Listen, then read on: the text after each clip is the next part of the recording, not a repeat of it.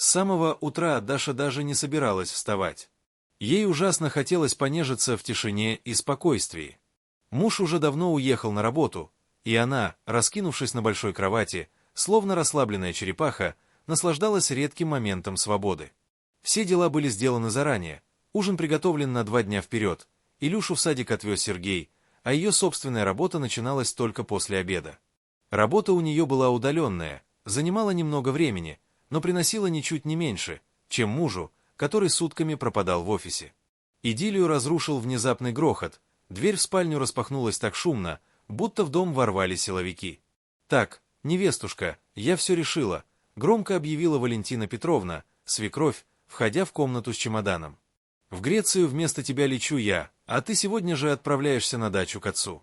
Урожай ждет, и то». Даша лениво прищурилась, не спеша менять позу. «Доброе утро, Валентина Петровна.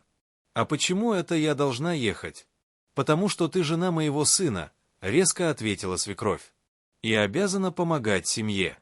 Я сама туда поехать не могу, здоровье уже не то.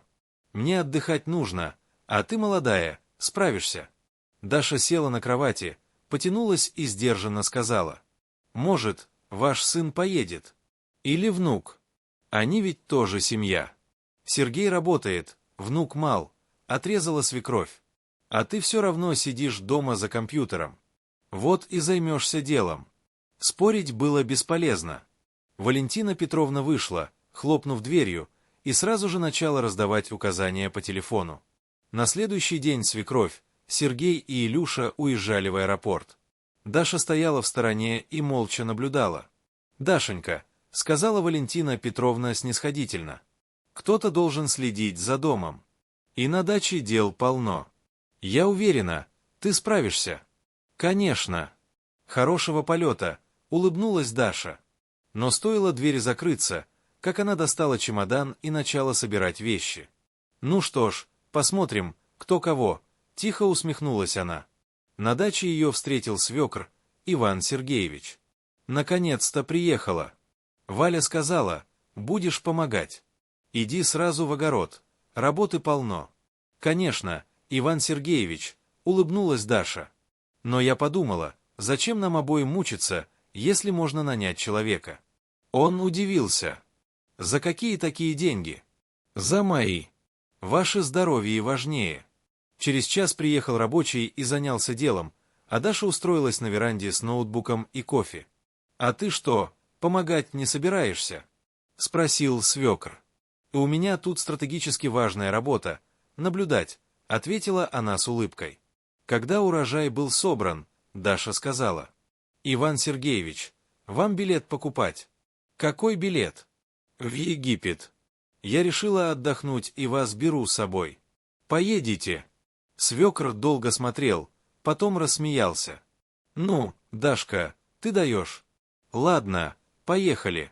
Через неделю загорелая и довольная Валентина Петровна вернулась из Греции. «Где Даша?»